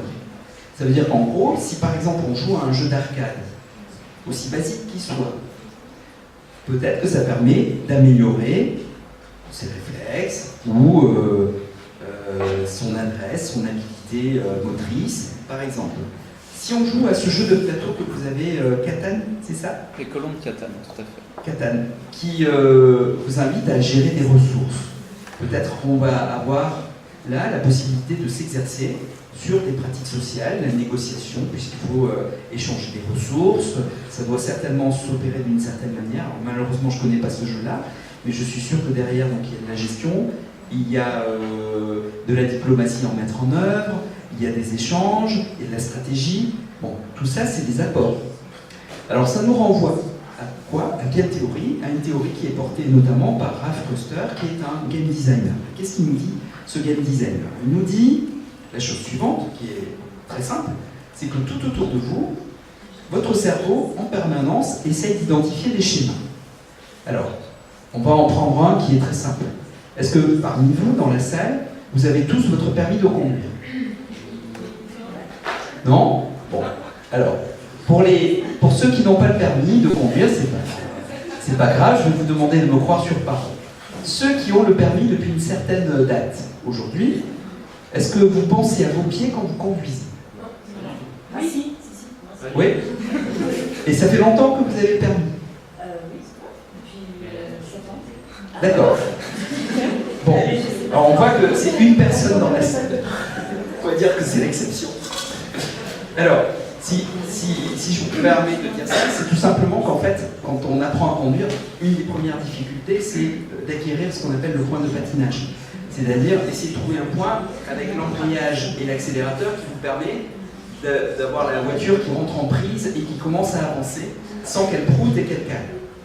Et ça, au début, on ne pense qu'à ça, effectivement. Mais au bout d'un moment, normalement, la pratique, on oublie complètement ses pieds et puis on se concentre sur ce qui se passe sur la route. À moins que ce soit sur votre smartphone, mais ça, c'est encore une autre histoire. Et ça veut dire quoi? Ça veut dire tout simplement que vous avez besoin de libérer le canal conscient de votre cerveau. Il faut qu'en permanence, vous soyez ouvert à tout danger potentiel qui pourrait vous mettre en danger. Et Ralph Koester, il s'est aperçu, alors, en lisant d'autres écrits, parce que ça renvoie en fait à des théories qui sont issues de la psychologie, mais que le jeu, évidemment, est quelque part un formidable objet, artefact, qui vous met en permanence face à de nouveaux schémas que le cerveau va essayer d'identifier et d'inscrire dans votre cerveau sous forme de circuits neuronaux. Alors, c'est pour ça qu'en fait, les jeux qui sont prenants commencent en général par un niveau qui est assez facile, pour que vous compreniez le système, la manière de jouer, et ensuite ça se complexifie de niveau en niveau. Et chaque fois que vous passez un niveau, chaque fois que vous réussissez à passer un niveau, le cerveau vous récompense, parce que chaque fois que vous identifiez un schéma, c'est un bénéfice pour le cerveau, et ça lui permet de dégager le canal conscient. Et à partir de là, vous avez votre petite dose d'endorphine ou de mélatonine, etc. Ce qui fait dire à certains détracteurs du jeu vidéo que quand on fait un scanner d'un cerveau de joueur de jeux vidéo, ça ressemble étrangement à un cerveau de cocaïnomane. Quelqu'un qui peut prendre de la drogue. Ce à quoi on peut lui répondre, mais chaque fois qu'on fait une découverte scientifique, on a aussi une récompense, un circuit de la récompense qui se met en œuvre. On est content d'avoir fait une découverte. Donc là aussi, on ressemblerait étrangement, si on faisait un scanner, à celui d'un cocaïnomane. Donc à partir de là, ça veut dire quoi?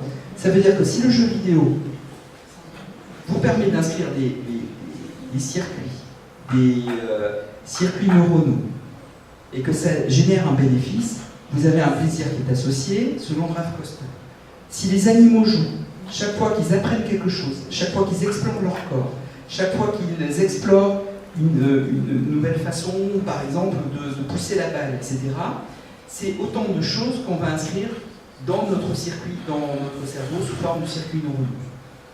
Donc on peut voir le jeu comme étant quelque chose qui nous permet d'expérimenter et d'acquérir, si vous voulez, de nouvelles habiletés ou d'inventer. Et donc finalement, quand on s'aperçoit de ça, on peut se demander si c'est vraiment pertinent de dire que le jeu est quelque chose de futile. Est-ce que c'est vraiment gratuit finalement le fait de jouer? À partir de là, on peut se poser la question de savoir si derrière le terrain du serious game, on n'est pas en train de redécouvrir tout simplement les fonctions utilitaires du jeu et de comprendre ce qu'est le jeu. Et peut-être que le serious game est tout simplement une façon habile d'introduire le débat sur le jeu et de le réintroduire petit à petit dans l'enceinte scolaire. Oui? Mais alors comment on peut, comme par exemple lors d'un jeu d'un serious game en entreprise, l'entreprise elle va forcément nous apprendre les schémas qui lui est propre et qui l'intéressent, et comment on peut être sûr que ces schémas-là soient comment dire, socialement acceptables?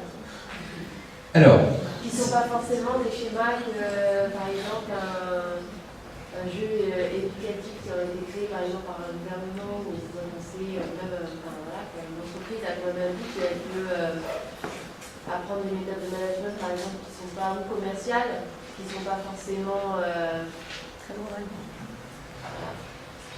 Alors, pour ça, je vais vous répondre d'une façon très simple.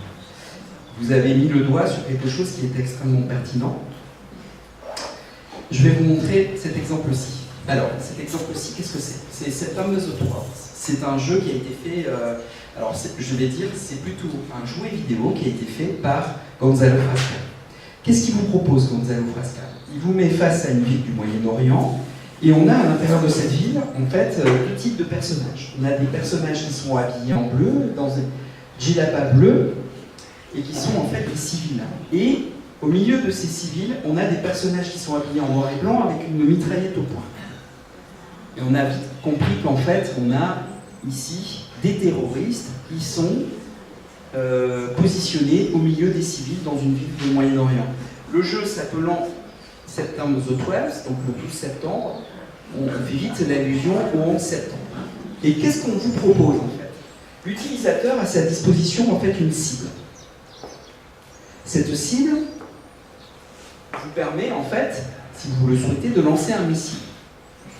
Et l'auteur de l'application vous dit vous êtes libre de tirer ou pas.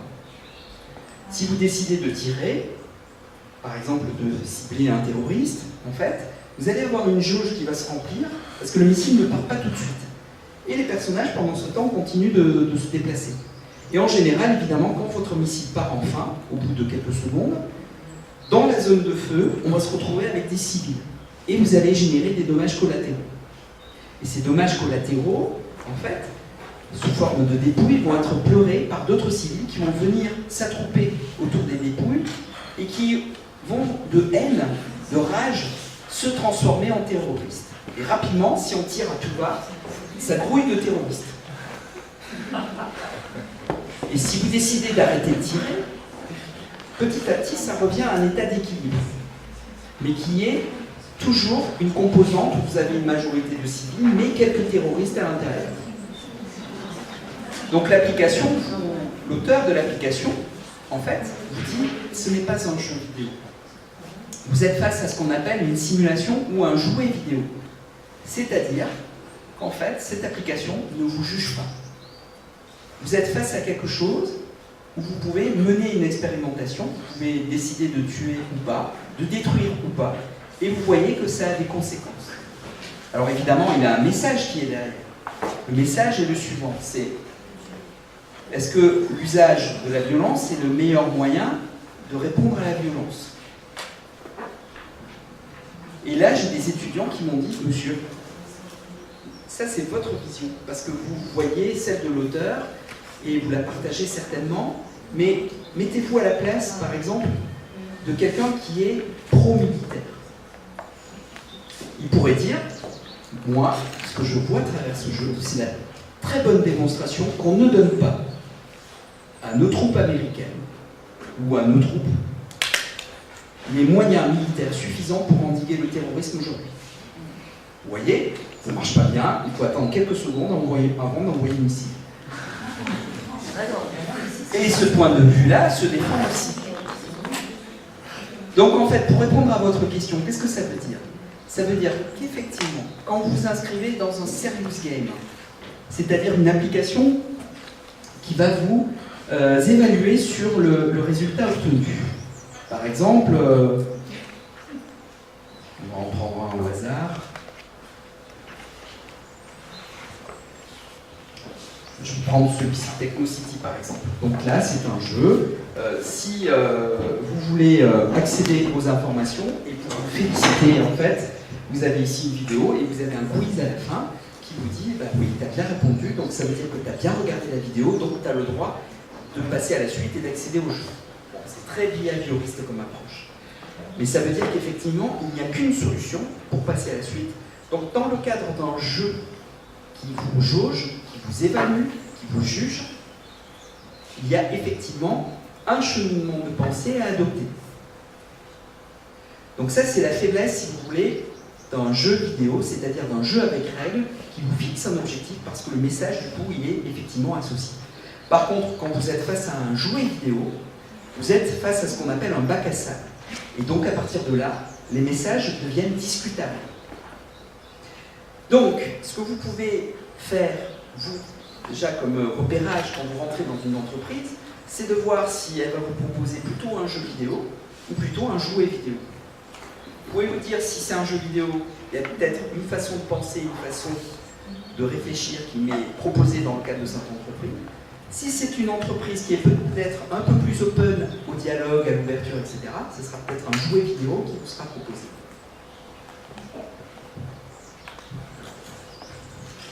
Oui, la question que vous posez, c'est un petit peu celle que vous posiez vous avant, c'est la question de la manipulation donc à travers le jeu en général ou les service games en particulier. En fait, elle pose la question au fond du modèle de l'acteur. Si on est dans une représentation de l'apprenant ou du sujet du récepteur en quelque sorte, qui est une représentation naïve dans laquelle on se dit le récepteur c'est une surface vierge sur laquelle on peut imprimer des informations que l'on veut, c'est clair qu'on est dans un modèle où toute information est une manipulation. C'est sous-estimer évidemment la capacité qu'a le récepteur à résister et à décrypter toutes les informations qu'il reçoit. Ceci, quelles que soient les informations. Donc si on prend un autre exemple, parce que je trouve les exemples que tu donnais sont excellents, si vous jouez à un jeu comme GTA, parce que c'est un jeu qui a été beaucoup controversé à cause de la violence qui est contenue dans le jeu. Il est très clair que les joueurs de GTA prennent du plaisir à dégommer avec leur voiture les gens qui peuvent écraser. Ils utilisent volontiers la partie non scénarisée du jeu, c'est-à-dire juste le bac à sable en quelque sorte, pour prendre des voitures et puis transgresser les règles qui, dans la vie courante, dans la vie réelle, s'appliqueraient. En même temps, aussi des règles physiques, c'est-à-dire qu'on ne peut pas non plus écraser autant de gens que ça. Ça ne veut pas dire pour autant que vous ne savez pas que vous êtes dans un jeu. C'est-à-dire que le joueur de GTA est quand même conscient quelque part que ce qu'il est en train de faire est une transgression. Et c'est parce que visiblement c'est une transgression qu'il éprouve le plaisir de le faire et qu'il peut le faire dans cet espace-là parce que ça lui permet de le faire dans un espace qui est protégé et en même temps autorisé. Parce que ça dispense au fond de le faire dans la réalité. Et pour autant, est-ce qu'il y a dans GTA une manipulation idéologique qui pousse au fond à l'usage de la violence? Alors, on n'en sait rien, mais en tout cas, c'est pas pour autant que les joueurs de GTA vont être forcément plus violents que des personnes qui ne jouent pas ce type de jeu. J'avais conduit avec un collègue une étude, un état de l'art en quelque sorte, des études qui ont été réalisées sur l'influence des jeux sur la violence des jeunes utilisateurs. Et on a pu déduire de cette étude des études, en quelque sorte, cet inventaire des études qui ont été faites, qu'on ne peut absolument pas établir de lien direct entre l'utilisation, enfin, le fait de jouer à des jeux vidéo violents et l'augmentation de l'agressivité éventuelle des Je ne pensais pas spécialement aux jeux de guerre, etc., parce que la démarcation, la personne, l'individu, fait assez bien la différence entre le monde du jeu vidéo et le monde réel. Là, je pensais plutôt au monde de tout ce qui est réalité, jeu de simulation, réalité alternative. Ou par exemple là, notamment les entreprises qui font des mises en situation où vous êtes carrément dans l'entreprise, mais c'est virtuel et on peut tester des choses. Là, elles vont vous apprendre des schémas avec un conditionnement. Finalement, les conditionnements, même il faut avoir un certain degré d'ouverture d'esprit pour savoir qu'on est en train de nous conditionner à un moment donné. Et que ces schémas-là qu'on fait, c'est pas. Même si on sait que c'est un jeu, on n'a pas forcément conscience des schémas et des conditionnements qu'on a derrière. Oui. Il n'y a pas un récepteur universel, en quelque sorte, qui aurait les mêmes niveaux, les mêmes qualités d'écoutage des situations dans lesquelles il se trouve. Mais néanmoins, je pense que effectivement la différence entre ce type de jeu et un GTA, c'est que la simulation est plus proche d'une réalité, il est plus réaliste, non pas visuellement, mais il est plus réaliste en termes de situation. Les situations qui sont dans un service game sont plus proches des situations qui vont être réellement rencontrées ensuite dans la vie professionnelle. Mais pour autant, je pense que les émotions qui sont générées dans ce type de jeu, même si c'est un jeu d'apprentissage en quelque sorte, renseignent ou informent le joueur sur quelque chose qui est en train de se passer chez nous. Il décrypte de toute façon je vais reprendre quand même un exemple qui est pris en dehors des services games parce que vous avez raison, il n'y a pas assez d'études qui ont été faites sur le réalisme en quelque sorte et l'idéologie qui est contenue dans ces jeux-là. Mais si on prend des jeux par exemple qui travaillent sur les émotions, en ce moment vous avez pas mal de jeux qui sont de très beaux jeux dans lesquels on cherche à susciter une implication émotionnelle qui n'est pas forcément la violence, mais qui peuvent être des sentiments.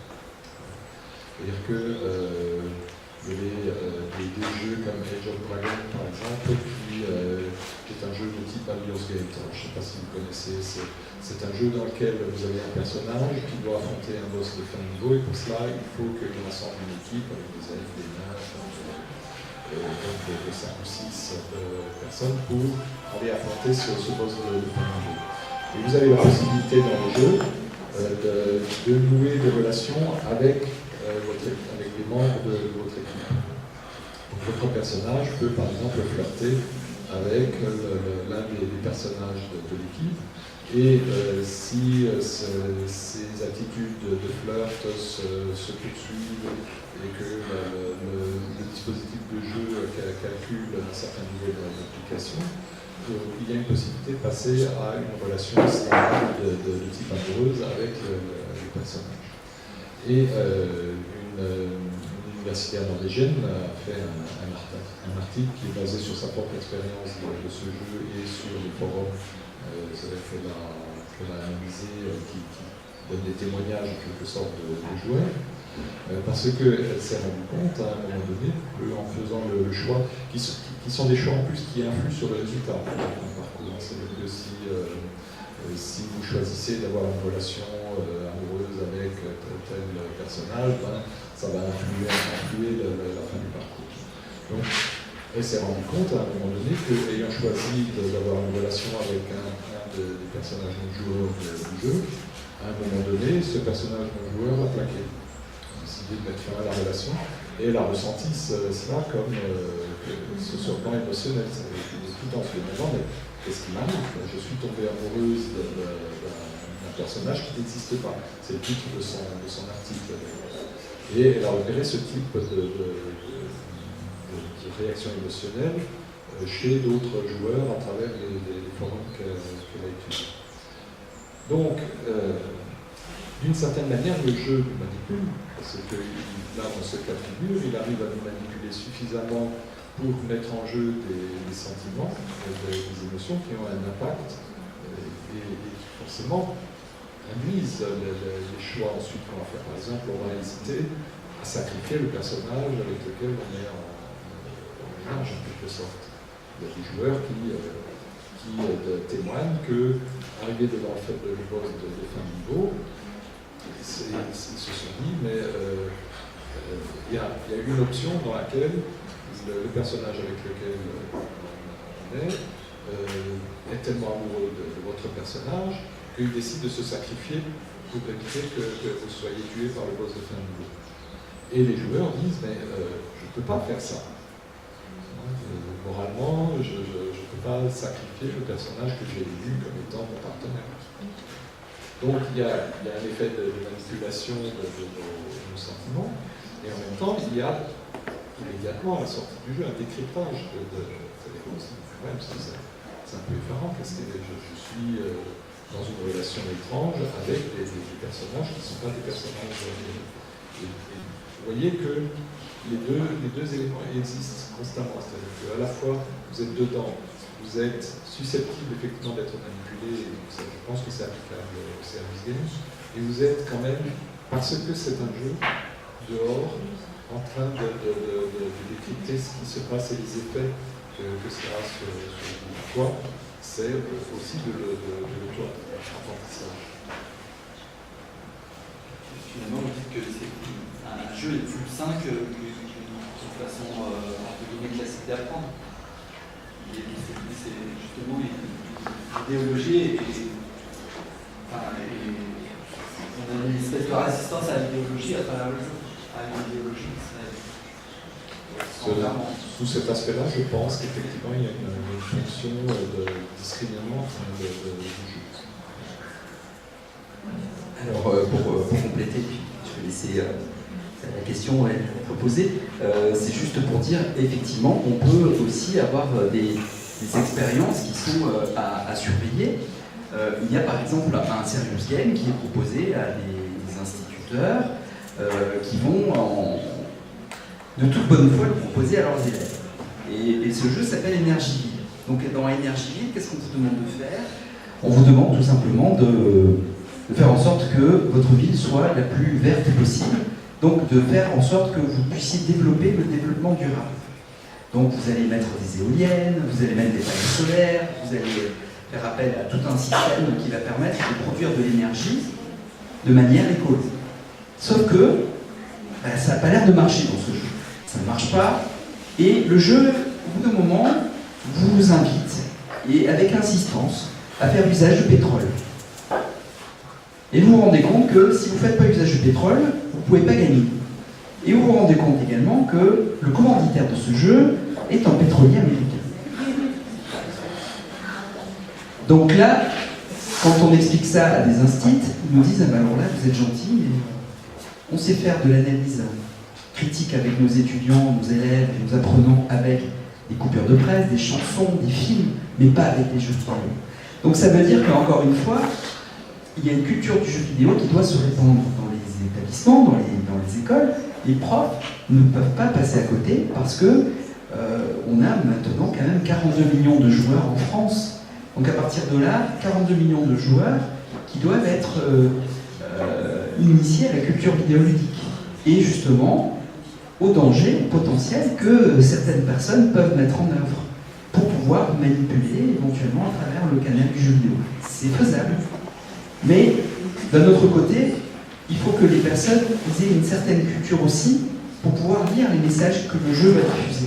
Je donne un exemple, j'ai pris mes deux enfants qui avaient à l'époque 7 et 9 ans et je les ai mis devant le jeu le 12 septembre que je vous ai montré tout à l'heure. Ils n'ont pas connu les attentats du 11 septembre. Quand ils ont joué à ce jeu-là, la date du 12 septembre ne leur a rien évoqué. Et ce qu'ils ont fait, c'est qu'ils ont tout dégommé dans la ville. Ils se sont amusés à savoir si les palmiers étaient destructibles, si les marchés étaient destructibles, si le petit chien qui se promène était tuable, etc. etc. Le message, ils ne l'ont pas perçu. Donc ça veut dire qu'il faut quand même avoir une certaine culture pour pouvoir lire les messages qui vous sont proposés dans les jeux. Et ce que je voulais dire aussi par rapport à la question tout à l'heure que j'avais oublié d'ajouter, c'est qu'en fait, vous avez aussi la possibilité donc d'utiliser les jeux vidéo classiques pour faire de l'enseignement et du développement à l'esprit critique. Vous pouvez utiliser GTA, mais vous pouvez en utiliser plein d'autres. Donc on voit qu'en fait, si un enseignant a une certaine culture du jeu vidéo, il a à sa disposition tout un panel de jeux vidéo qu'il peut amener en classe, et on voit par exemple des professeurs de physique utiliser Angry Birds pour apprendre, donc vous savez, ces oiseaux qu'on projette sur des cochons, pour enseigner le tir en cloche, les lois physiques. On voit d'autres profs utiliser Call of Duty pour montrer l'effet Coriolis, c'est-à-dire qu'un projectile, quand il est projeté très vite et très loin, au bout d'un moment, il dessine en fait un arc de cercle. Il y a d'autres enseignants qui vont utiliser Skyrim pour enseigner la mythologie scandinave, etc. etc. Donc vous voyez qu'en fait, connaître la culture vidéoludique vous permet de faire du serious gaming. Alors qu'est-ce que c'est la différence entre un serious game et du serious gaming? C'est que le serious game, à l'origine, c'est un jeu qui a été dédié à remplir une fonction utilitaire, alors que le serious gaming, c'est l'action de prendre un jeu vidéo existant pour lui faire autre chose. C'est ce qu'on appelle une catachèse. Voilà. Et dernière question, je suppose. Je pense que vous avez répondu. J'avais juste une question par rapport aux études scientifiques pour montrer à quelle mesure les attitudes et les enseignements gagnés lors du séjour à la DGL. Parce que la principale critique, c'est qu'on ne transfère pas ces impulsions négatives, qu'on trouve plaisir de développer dans le jeu dans la réalité. Et ça, c'est la critique du modèle en soi, parce que qu'est-ce qui ça montre que les éléments positifs qu'on apprend dans le jeu, on va les transférer dans la réalité. Alors ça soulève tout un ensemble de questions sur ce qu'on appelle le transfert aussi. Alors, il y a Eric Sanchez, si ça vous intéresse, qui est un auteur, enfin un chercheur, qui travaille sur ce qu'il appelle les jeux épistémiques.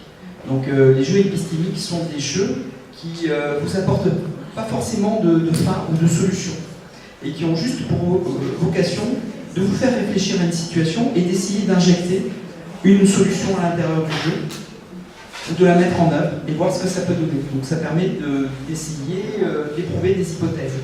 Vous avez par exemple l'armée américaine qui a déployé un jeu comme ça qui s'appelle Mowgli, qui est un jeu dans lequel on essaye, les joueurs sont invités à essayer de trouver des solutions par rapport aux pirates qui sévissent en Somalie.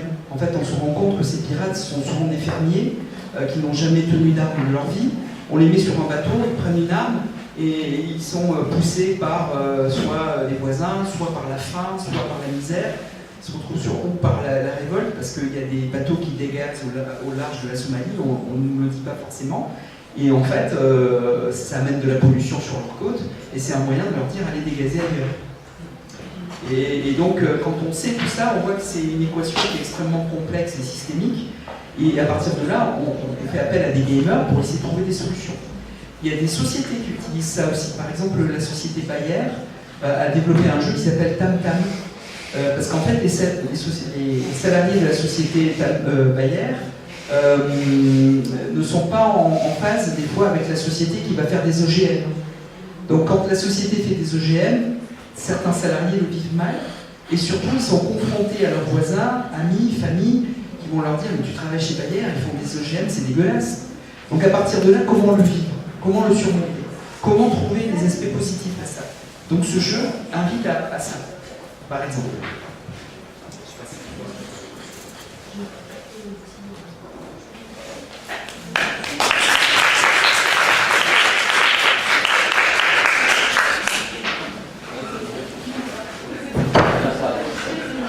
Alors je vous demande encore 2 petites minutes d'attention, s'il vous plaît. Donc déjà, je remercie nos intervenants d'être venus de loin pour nous proposer cette conférence. C'est très gentil à eux. Merci à vous d'y avoir assisté.